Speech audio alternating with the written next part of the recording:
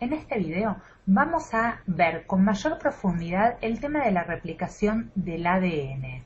Y para poder entender este proceso es importante que entendamos de dónde partimos y dónde finaliza este proceso o cómo finaliza este proceso. Entonces, para poder entenderlo, vamos a ver que si tuviéramos como ejemplo cualquier célula humana de nuestro cuerpo, en el interior tendríamos, por supuesto, el núcleo.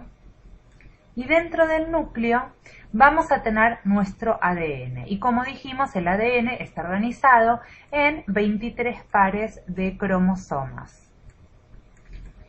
Ahora, decir 23 pares de cromosomas es lo mismo que decir que tenemos 46 unidades de cromosomas. Estos 46 cromosomas, si yo los pudiese ver bajo un microscopio, dibujando acá de forma muy sencilla la base de un microscopio, lo que veríamos es que cada par de estos cromosomas se verían así. Por ejemplo, el par 1, cada uno de los dos cromosomas del par de cromosomas 1 se vería así, el par 2 se vería así, el par 3 se vería así, el 4 así y así sucesivamente hasta completar los 23 pares de cromosomas. Pero los vería todos como palitos simples. ¿Por qué? Porque en esta instancia lo que tengo es una única cromátide.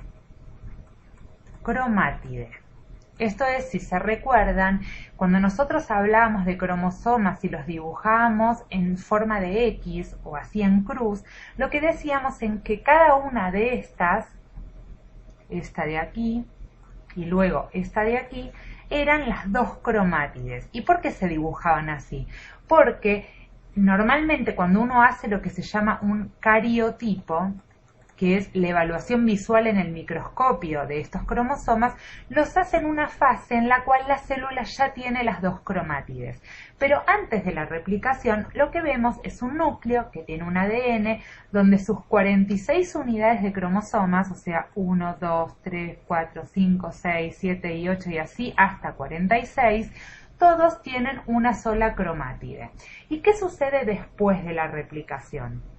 Volvemos a tener el núcleo, acá sería la replicación o duplicación del ADN, también se llama así, duplicación, donde se duplica esta molécula de ADN. En este núcleo lo que voy a tener es también 23 pares de cromosomas, también por supuesto 46 unidades, pero ahora si yo evalúo bajo el microscopio estos 46 cromosomas, cada uno se va a encontrar con sus dos cromátides. Entonces, el par 1 va a ser así, el par 2 ahora va a ser así, el par 3 ahora va a ser, lo había dibujado con celeste, entonces va a ser así, y así sucesivamente, porque lo que hice fue duplicar y en este caso ahora tengo dos cromátides en cada cromosoma. Esa es la idea de la replicación del ADN. Entonces vamos a ver que además de todo esto, para eso vamos a hacernos un poco de espacio para borrar, es cómo está organizada esta molécula de ADN. Todos sabemos que el ADN es la unión consecutiva de unas pequeñas moléculas llamadas nucleótidos. Entonces vamos a escribirlo acá, los nucleótidos. Y estos nucleótidos se enlazan unos a los otros para formar la cadena de ADN, que todos sabemos que la cadena de ADN en realidad son dos cadenas. Son dos cadenas que se entrelazan de esta manera, las vemos dibujadas en forma de alfa hélice, pero ahora necesitamos entrar en un poco más de detalle. ¿Por qué?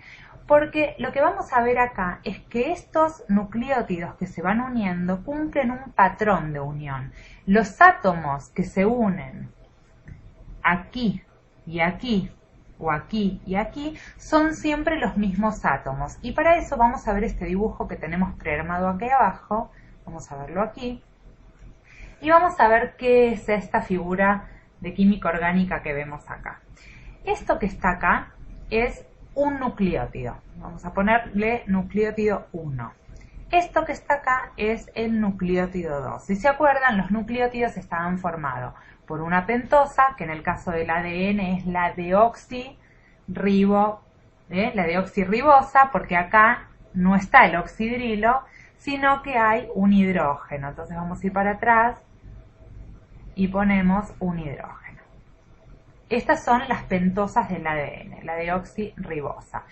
Y tenemos el grupo fosfato, que lo tenemos por acá, y la base nitrogenada, que sería esta. Lo mismo en el nucleótido 2. Entonces, ¿cómo vemos? Que la pentosa, los carbonos, cada uno de estos es un carbono, otro carbono, otro carbono y otro carbono, se nombran del 1, 2, 3, 4 y este de acá, que es el número 5. Lo mismo en este nucleótido, el 1, el 2, el 3, el 4 y acá tenemos el número 5. Entonces, como podemos ver, el patrón que se cumple es, vamos a cambiar mejor de color, que el carbono 3 de esta ribosa se une al carbono 5 de esta ribosa a través del grupo fosfato.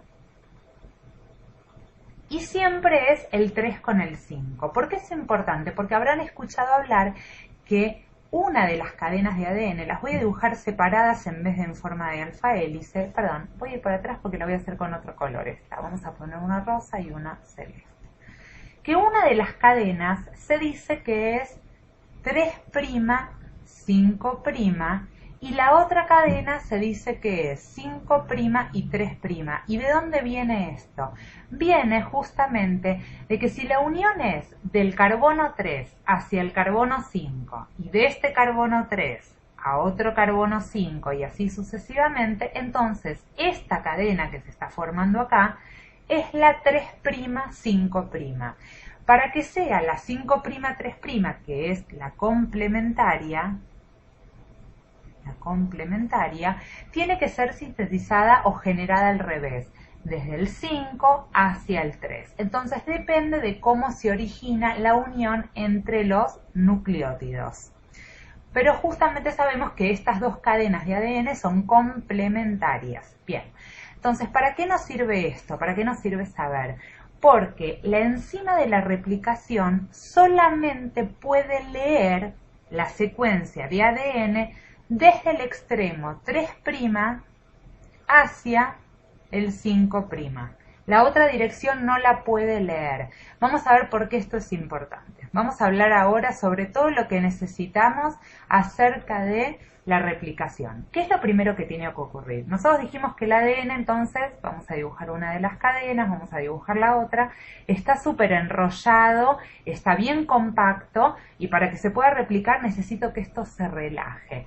Lo primero que va a actuar sobre este ADN es una enzima que se llama topoisomerasa.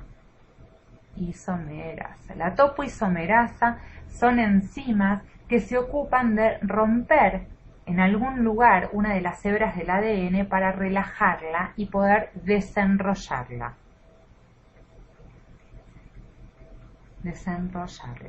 Esa es la idea de la topoisomerasa. Ahora esta cadena se empieza a relajar, vamos a quitar esto, vamos a hacerlo bien chiquito. Y vamos a empezar a ver que esta cadena se empieza de alguna manera a abrir. Vamos a ponerlo de esta manera así. La celeste más abierta. Y esto se empieza a armar lo que llamamos dentro de toda la molécula de ADN, esta región de acá es el origen de replicación. Es donde se va es donde va a comenzar el proceso de replicación. Entonces, en todo este origen, necesito ahora poner unas proteínas, unas enzimas que me mantengan el ADN abierto y se colocan acá y de alguna manera mantienen este espacio abierto. ¿Quiénes son esas enzimas? Se llaman helicasas. Y las helicasas también desenrollan el ADN y lo mantienen abierto. A medida que esto se va abriendo cada vez más, lo voy a hacer chiquitito de acá vendría enrollado y acá vendría ya desenrollado y la otra cadena acá vendría enrollada, pero acá se abriría. Esto que se va abriendo cada vez más es lo que conocemos como la horquilla de replicación.